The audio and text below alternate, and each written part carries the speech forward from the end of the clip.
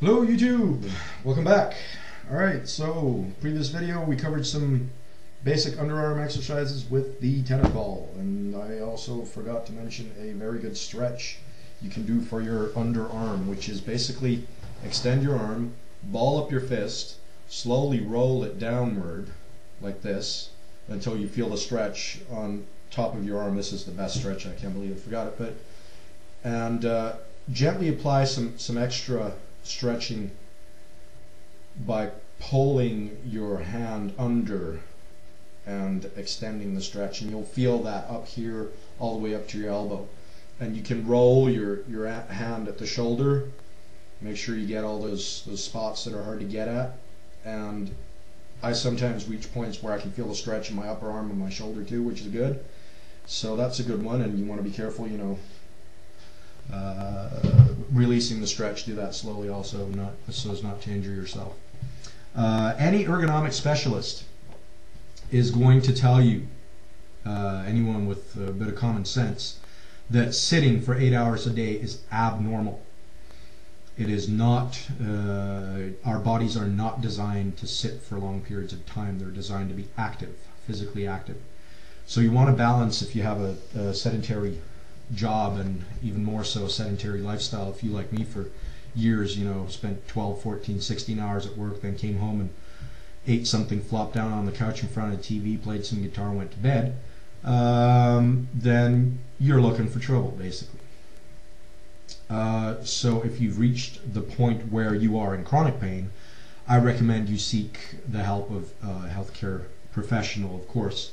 And don't start relying on painkillers and anti-inflammatories. That's just going to aggravate the problem. You need to change the things that are causing or aggravating the injury. That is paramount to succeeding in alleviating the symptoms of chronic pain, or whatever, carpal tunnel, or any other tendonitis, bursitis, any other RSI you may be suffering from. So yeah.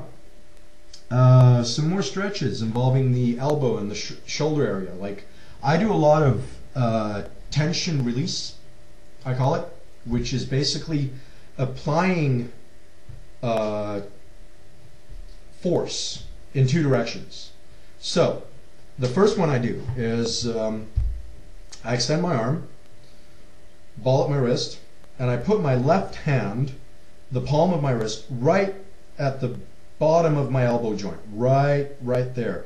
There's a muscle covering the elbow right here that attaches to the elbow here. Like, don't ask me for the Latin names of the nerves or muscles, but basically it attaches right here, goes all the way up here, and this is the muscle that you want to kind of apply a little bit of pressure on, like the where the muscle attaches to the joint. And as you're doing this, you kind of curve your elbow a little bit, move your arm inward, and start applying pressure with your right arm as if you're trying to move your left hand in this direction. Like you're just basically from the shoulder applying pressure and holding it with your left arm, so your arm won't move, right? So this is kind of a tension release and also a little bit of a strengthening exercise for the entire shoulder area and the back of your shoulder, like your shoulder blade area.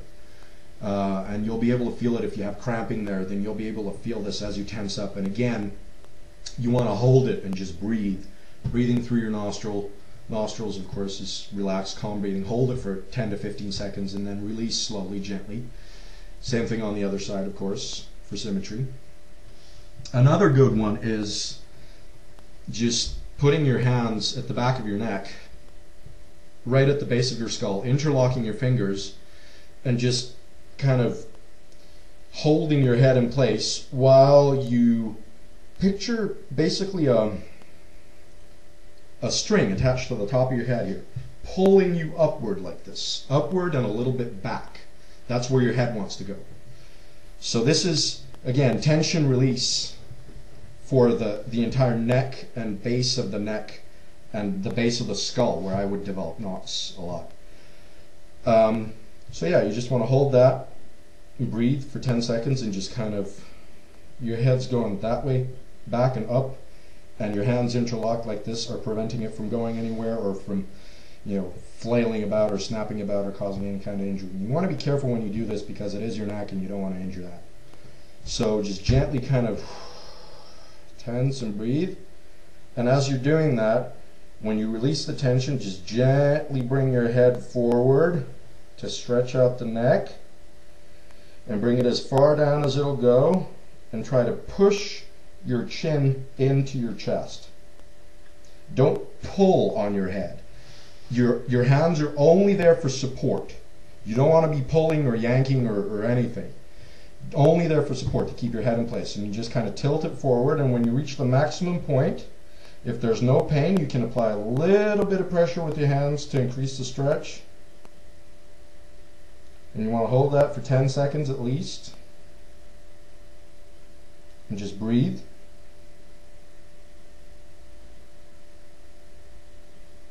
And there. And bring it up slowly. And kind of shake off the excess energy stored in those tensed up muscles.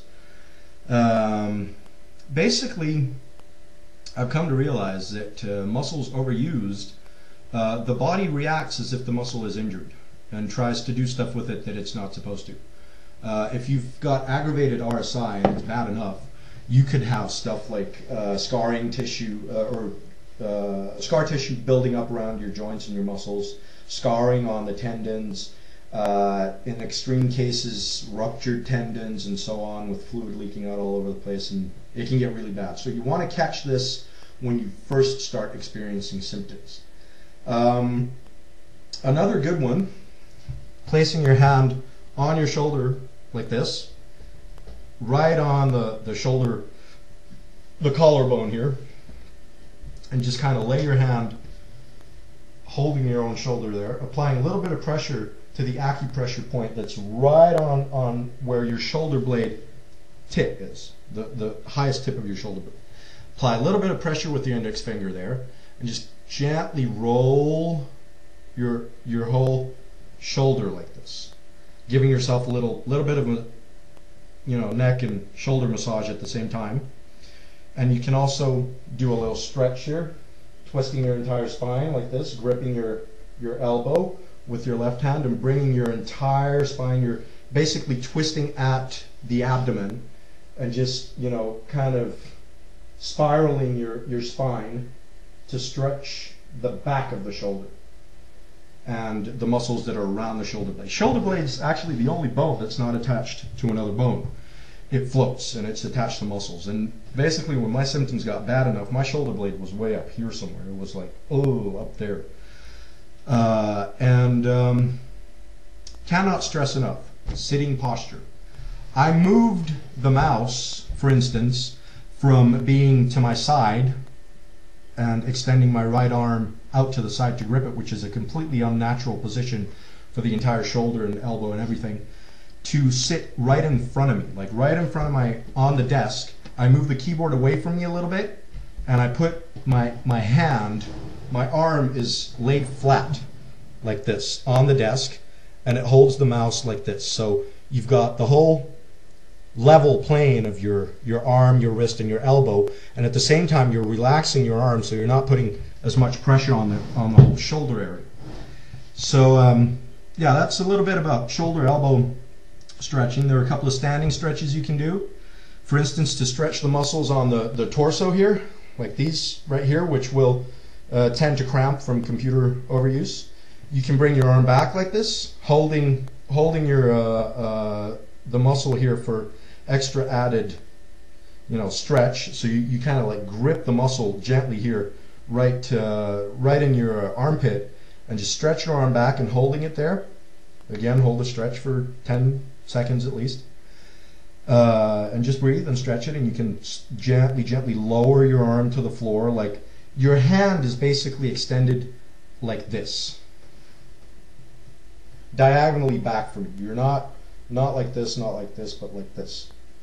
So vertically, and you just gently bring your arm down until you reach the point where you feel the stretch and release.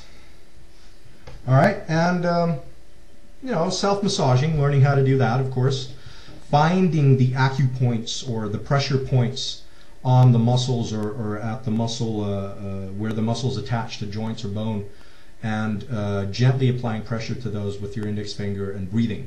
Like you'll be able to feel if you have muscle knotting. It's like a little marble in there that you can move around with your finger. Like I'm not saying that every single type of clump in your muscle is a knot, and if you have something there that you don't know what it is, go get it checked by a physician.